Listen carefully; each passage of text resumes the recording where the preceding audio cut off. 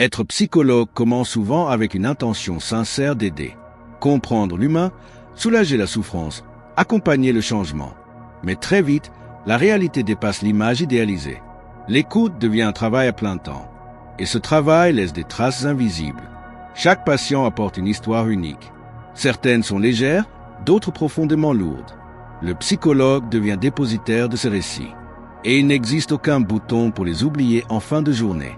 Écouter n'est pas passif. Cela demande une attention constante, précise, contrôlée. Le moindre mot compte. Le moindre silence aussi. Cette vigilance mentale fatigue plus qu'on ne l'imagine. Le psychologue doit rester stable face à l'instabilité des autres.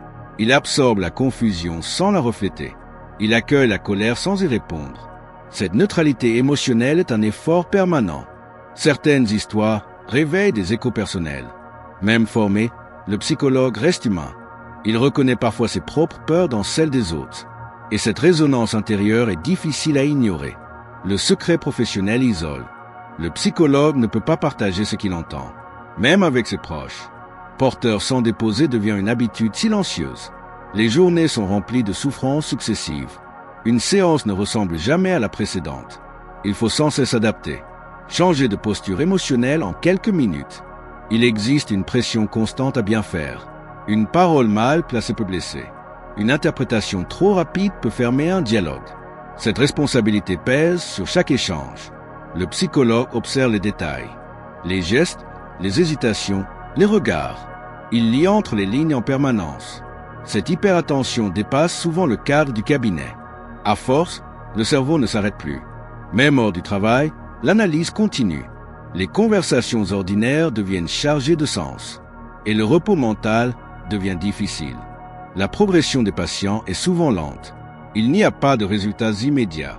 Parfois, il n'y a aucun progrès visible. Le psychologue doit accepter cette temporalité frustrante. L'impuissance fait partie du métier. On ne peut pas sauver tout le monde. Accompagner ne signifie pas guérir. Accepter ses limites est un apprentissage douloureux. Certains patients disparaissent sans explication. Ils arrêtent du jour au lendemain. Le psychologue reste avec des questions sans réponse. Et aucun droit de les poser. Les émotions négatives sont fréquentes. Tristesse, colère, désespoir. Le psychologue les reçoit sans filtre. Les accumuler sans s'effondrer demande une grande solidité intérieure. Le corps réagit aussi. Tension, fatigue chronique, troubles du sommeil. L'impact n'est pas que psychologique. Le stress s'inscrit physiquement. La frontière entre vie personnelle et professionnelle s'efface parfois. Les pensées du cabinet suivent le psychologue chez lui. Il faut apprendre à reconstruire cette séparation. Certains cas marquent durablement. Même après des années, des phrases restent gravées, des visages reviennent sans prévenir. Le psychologue doute aussi de ses compétences, de ses décisions, de son utilité réelle. Le doute professionnel est constant. La reconnaissance est rare. Les réussites sont discrètes, souvent invisibles. Il faut trouver la motivation ailleurs que dans les compliments. Le psychologue apprend à se protéger, à poser des limites émotionnelles, sans devenir froid. Cet équilibre est fragile. Les formations continues sont nécessaires, non seulement pour les compétences, mais pour se sentir soutenu, pour ne pas rester seul face à la complexité humaine. La supervision devient essentielle, un espace pour déposer ce qui ne peut être dit ailleurs, sans jugement, sans exposition. Malgré tout, certains jours sont gratifiants. Un déclic, une prise de conscience, un changement subtil mais réel. Ces moments donnent du sens, mais ces moments sont rares et imprévisibles. Il faut apprendre à travailler sans attendre de récompense immédiate. Le psychologue observe la fragilité humaine au quotidien.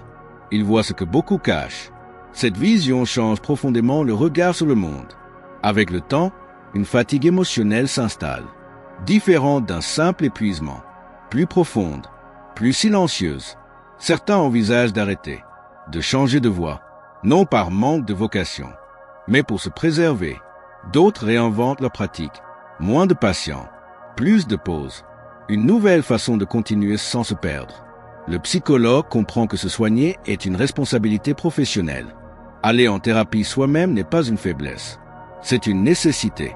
Avec l'expérience, l'écoute devient plus calme, moins intrusive, plus confiante. La présence remplace l'analyse excessive.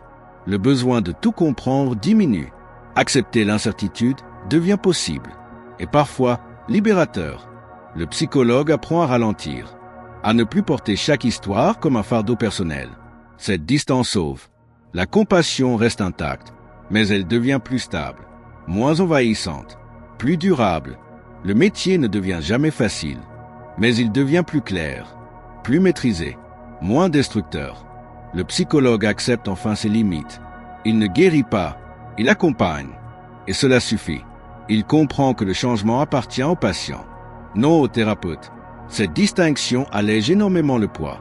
La relation thérapeutique reste centrale, humaine avant tout, authentique, sans masque. Même dans la fatigue, le sens demeure. Être présent dans les moments difficiles a une valeur profonde. Le psychologue n'est pas un guide parfait, mais un repère temporaire, une présence stable dans le chaos.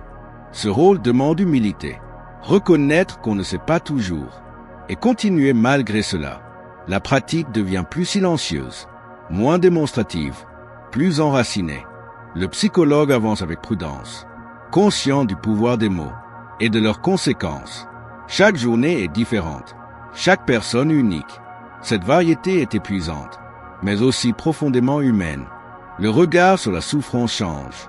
Elle devient compréhensible, mais jamais banale. Le psychologue apprend à fermer la porte du cabinet. Symboliquement, pour survivre, il garde néanmoins une trace, une mémoire discrète, qui façonne sa vision du monde. Ce métier transforme profondément. Il enlève certaines illusions, mais apporte une lucidité rare. Être psychologue, c'est accepter de porter sans posséder, d'écouter sans diriger. C'est rester humain face à l'humain, même dans la fatigue, même dans le doute. Et malgré le poids invisible, continuer à s'asseoir, écouter et ouvrir l'espace, jour après jour, sans certitude, mais avec présence.